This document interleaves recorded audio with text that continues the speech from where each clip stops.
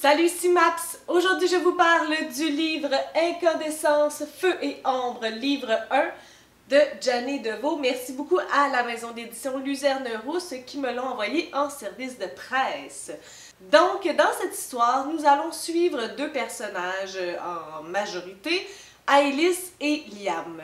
Donc Ailys est une infirmière et aussi en sideways déniche les initiés, donc des personnes qui ont des pouvoirs mais qui ne le savent pas encore, et elle les amène à un endroit pour qu'ils puissent développer leur pouvoir de manière saine et sans se faire déranger et sécuritaire. Un peu à la X-Men, tu sais, le professeur Xavier avec sa place, son château des X-Men, elle c'est celle qui recrute. D'un autre côté, on a Liam, et Liam est dans le camp adverse.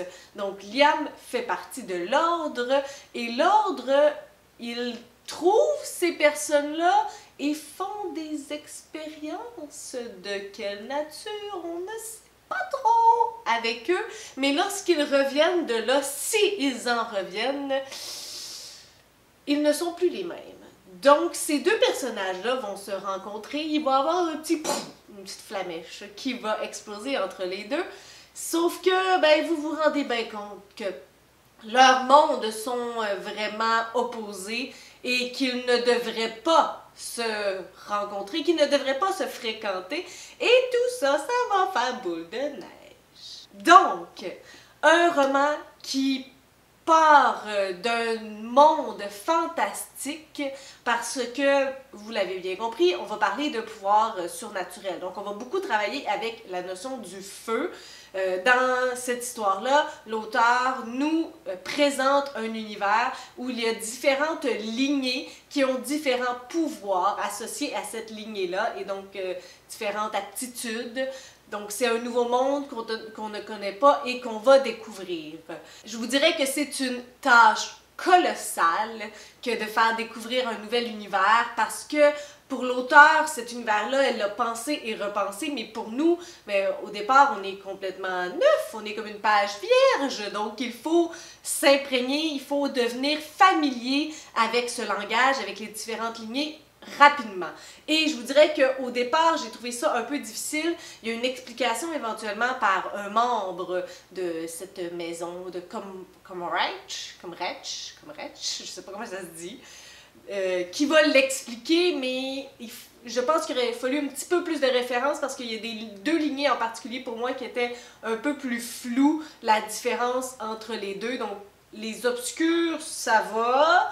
Les Sélènes, ça va, mais la différence entre les incandescents puis les essentia, puis le terme initié, donc il y a beaucoup de terminologie à définir qui est quand même un travail un peu descriptif, qui peut être fait de différentes façons, mais nous, il faut vraiment s'imprégner de la nature et de tout ce monde-là pour pas être trop confus. Donc moi, je suis encore un petit peu. Malgré tout, c'est une histoire qui va assez rapidement.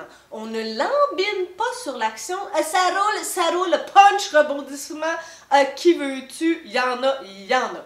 Et au départ, j'étais un peu sceptique parce qu'il y a des punchs qu'on voyait venir. Donc je me disais, est-ce que l'objectif c'était qu'il ne soit pas si gros comme punch ou l'écriture n'était pas assez subtile dans certaines situations. Je me suis posé la question sans nécessairement avoir de réponse, mais ça n'a vraiment pas empêché leur effet. Je crois tout simplement que ça aurait pu avoir un effet plus grand en faisant preuve d'un petit peu plus de subtilité. Mais j'ai été complètement aspirée. J'ai trouvé ce roman-là tellement addictif. L'écriture, elle est agréable, c'est fluide, puis on passe, tu sais, on part, puis on tourne chaque chapitre. Puis moi, je me posais, là, à la fin de chaque chapitre, je me disais, OK, mais là, je veux savoir, donc je continue. OK, mais là, je veux savoir, on continue. OK, mais qu'est-ce qui va se passer avec ça? Donc, tu es rendu à la fin du livre, puis tu t'en es même pas rendu compte. Donc, tu sais, c'est vraiment incroyable comme écriture. Je vous parlais que les lignées sont encore un petit peu floues pour moi. Puis la familiarité au départ de certains personnages aussi m'a mise un peu de glace parce que l'auteur oublie que nous, peut-être, on n'est pas aussi familier avec les personnages. Je vous donne un exemple de Ailys. Dès genre la deuxième page, elle lui donne le surnom de Lizzie, mais nous, on n'était pas au courant, ou Éléonore, Nora, et il y a certaines anaphores qui sont parfois un peu plus mélangeantes qu'autre chose que juste de faire de la répétition. Je pense, en tout cas, personnellement, je n'ai jamais écrit de livre, là, mais je pense qu'au début du livre, la répétition est peut-être plus de mise pour que nous, on s'habitue à ces personnes-là. Il y avait, lorsqu'on rencontre le personnage de Liam, il y avait l'anaphore, l'ami de Nora, puis là on est comme ok, Nora, Éléonore, ok, on parle de Liam, donc il y a beaucoup de liens à faire au départ lorsqu'on essaie de déchiffrer tout ce monde-là. Donc ça fait comme beaucoup d'informations. Malgré tout, c'est vraiment pas impossible, ça m'a pas gâché ma lecture, j'ai embarqué pareil. C'est juste que je suis une lectrice gourmande. Je suis quelqu'un qui lit vraiment très vite et je lis pour lire et je lis pour savoir. Donc moi là, c'est comme puis lorsqu'il faut que je réfléchisse un peu trop, là, il faut que j'arrête, puis ça fait comme wow, ok, j'arrête la piste de course, puis il faut que je prenne ma Zamboni pour ce petit passage-là. Donc j'aime ça lorsque c'est vraiment facile, puis que ça demande pas de déchiffrer autant. Donc c'est de petites choses. Puis là, je sors de l'écriture, je sors du monde, je m'en vais voir les personnages. Hello! Alice, une femme forte, indépendante, puis malgré tout que ses faiblesses et qui les assume et qui les montre. Et j'ai vraiment beaucoup apprécié sa relation avec Liam, parce que là on est vraiment comme un peu dans un portrait inversé. On met souvent la quête identitaire sur la femme, mais là la quête identitaire et le tout qui je suis et un et quoi et va être beaucoup sur le personnage masculin Liam. Ça c'est très intéressant, c'est rafraîchissant, c'est pas quelque chose qu'on voit souvent. Donc ça j'ai beaucoup apprécié.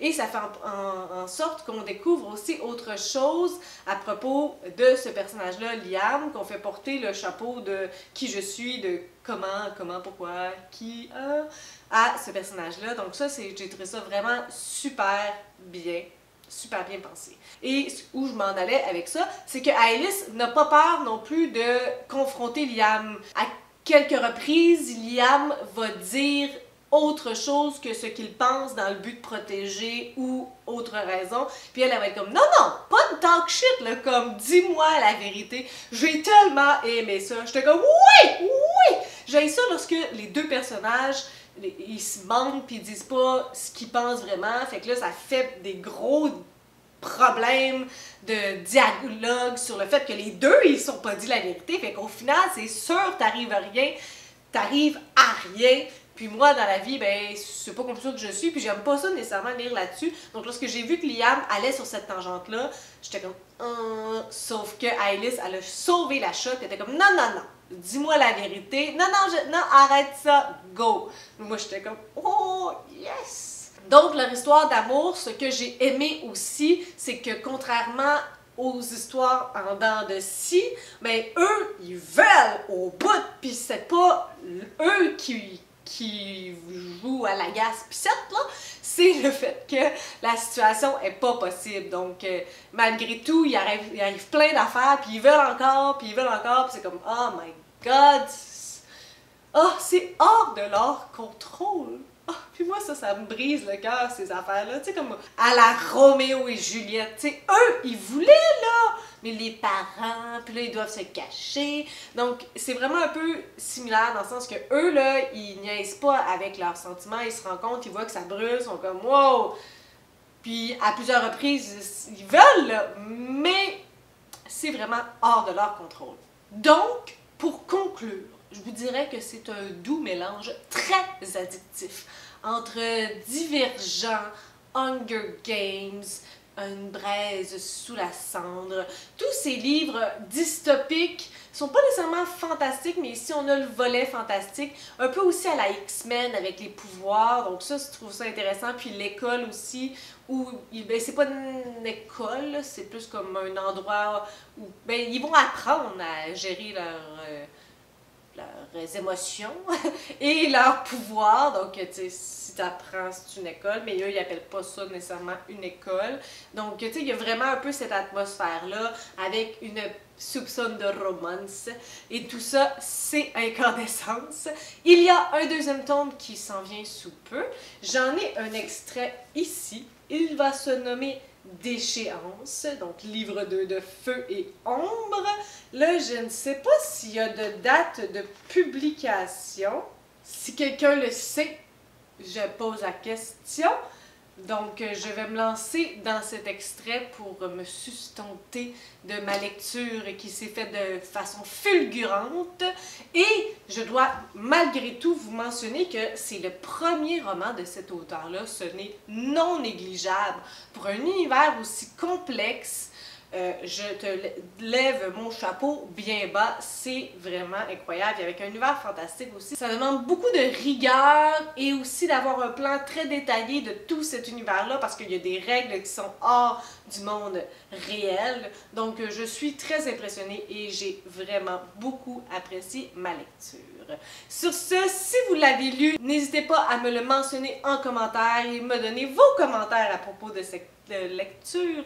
Si vous avez des suggestions, des critiques, des commentaires, n'hésitez pas à le faire en dessous de ma vidéo. Je publie des vidéos à tous les 3 jours. Si vous aimez cette vidéo, n'hésitez pas à mettre un petit pouce ou à vous inscrire à ma chaîne. Et sur ce, je vous souhaite de bonnes lectures.